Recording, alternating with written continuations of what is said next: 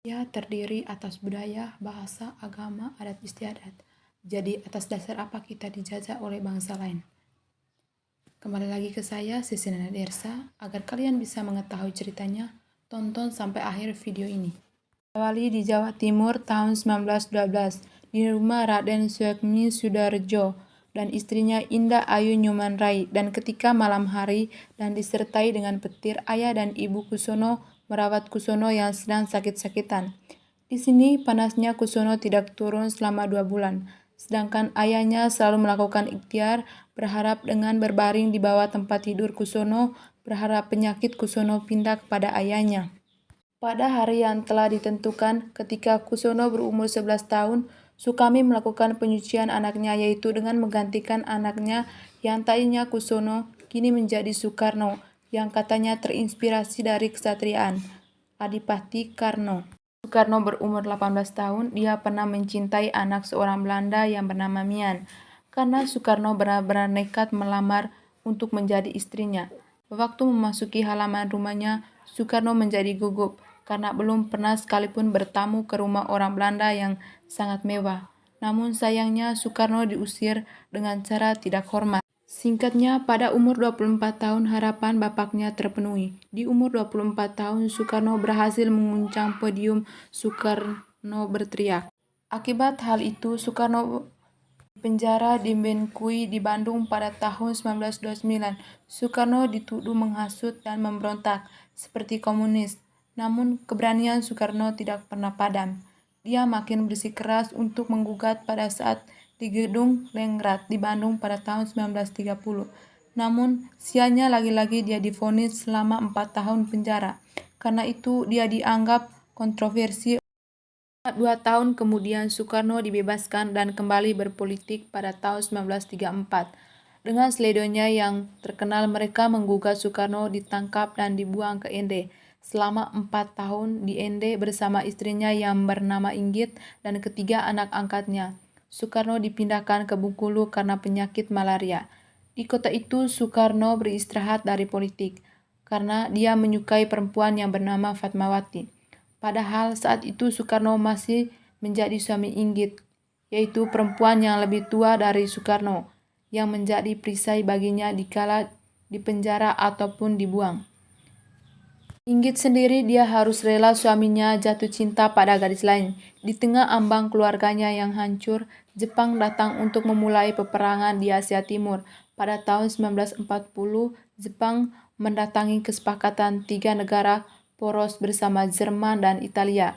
Jepang sendiri masuk ke Indonesia dengan membawa kekacauan.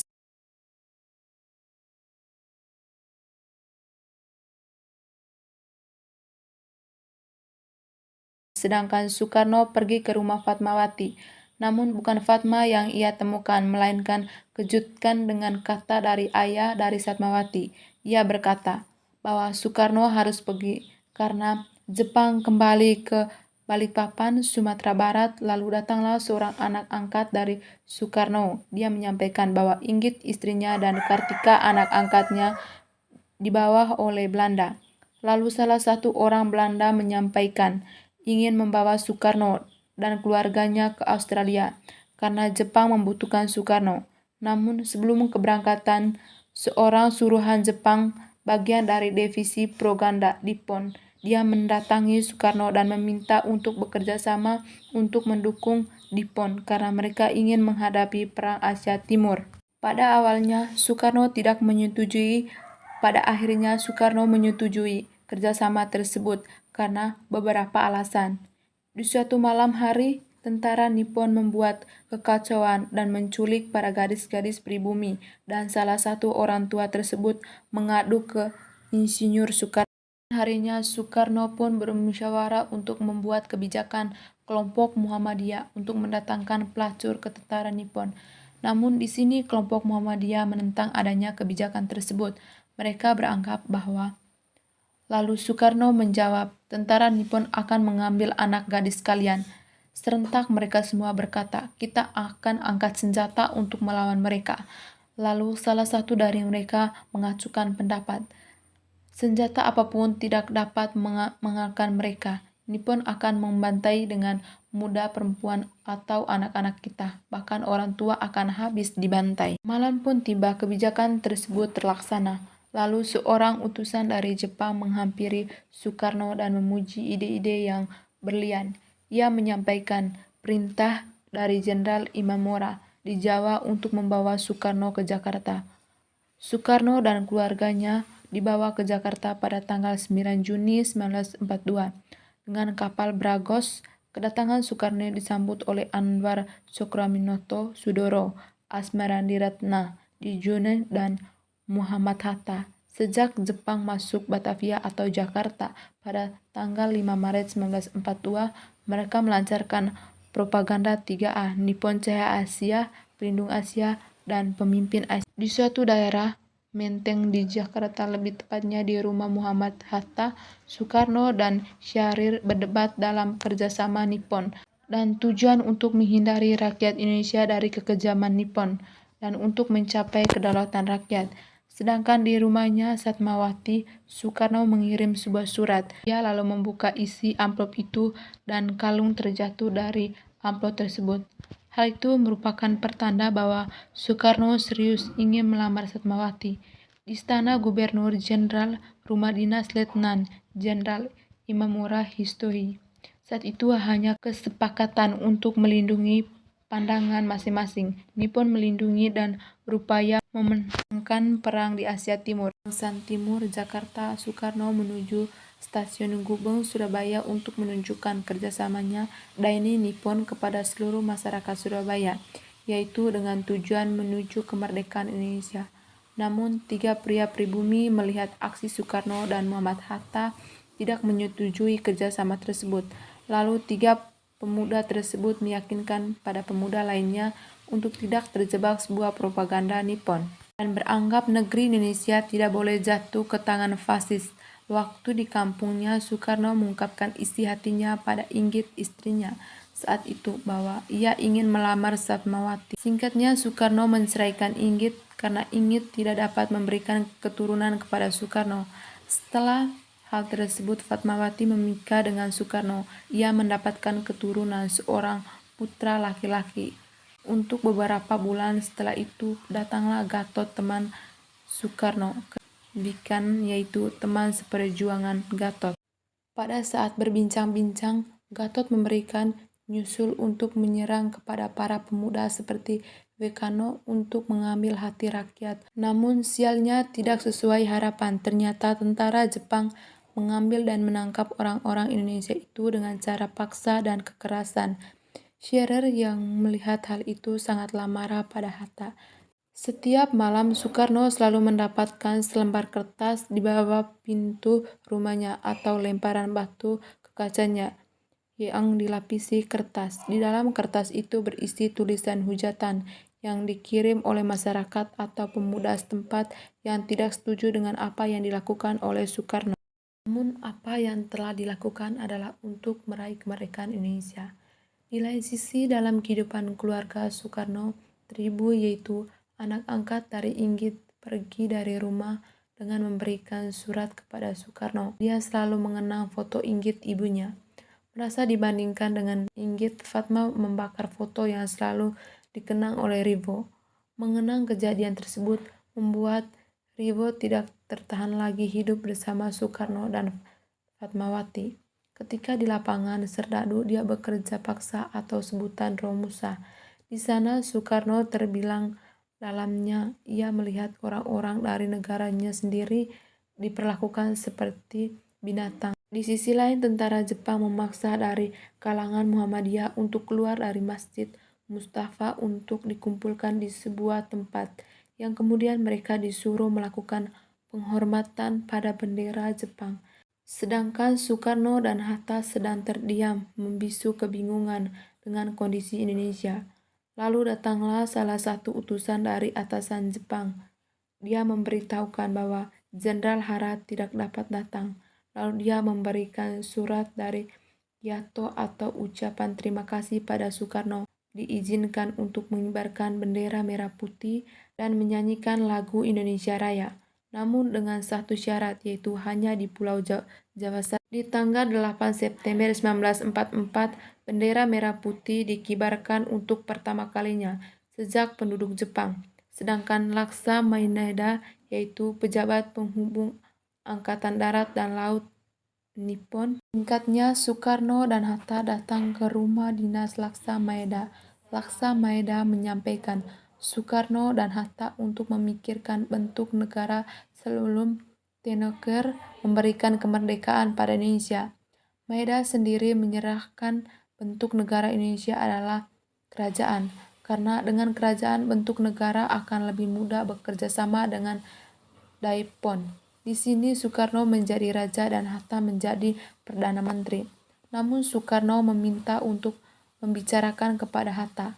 Setelah Laksana Maeda meninggalkan mereka berdua untuk memikirkan bentuk negara, Soekarno langsung menepis bahwa ia tidak setuju dengan bentuk kerajaan karena akan mengingkari spirit nasionalisme yang sudah dibangun sejak PNI atau Partai Indonesia. Menurut Hatta sendiri, Indonesia cocok menjadi federasi karena tiap-tiap pulau mempunyai otonomi untuk mengelola pemerintahannya sendiri.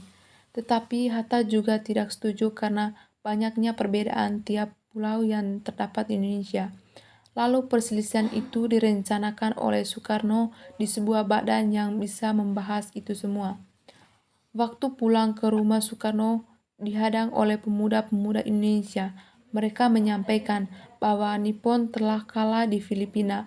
Lalu Soekarno untuk menghentikan kerjasama dengan Nippon dan memutuskan untuk mencabut dukungan kepada Soekarno. Di sini Soekarno sendiri dalam tetap pendiriannya, ia menginginkan kemerdekaan yang semata, yaitu selamat tanpa ada pertumpahan darah, dan menantang siapa yang terlebih dahulu memproklamasikan kemerdekaan Indonesia, karena hanya Fatmawati yang meyakinkan bahwa Soekarno tidak seperti yang mereka tuduhkan, yaitu pengkhianat, pembunuh, pengecut, pembohong, dan lain sebagainya.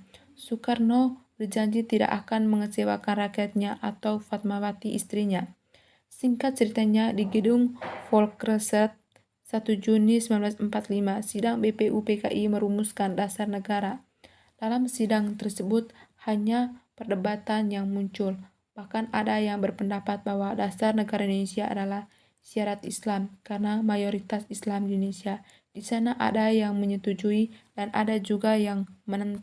Lihat situasi seperti itu, Soekarno langsung naik ke podium dan menyuruh mereka untuk diam. Soekarno berbicara karena sudah 3 hari banyak yang berpidato, tetapi belum ada yang menjawab pertanyaan dari Dr. Rajiman Widyongrat, yaitu apa dasar negara Indonesia. Ketika itu ada 5 asas yang disampaikan dan dijelaskan oleh Soekarno. Mendengar pidato Soekarno tersebut, sontak semua yang dengar menyetujui dasar-dasar negara tersebut.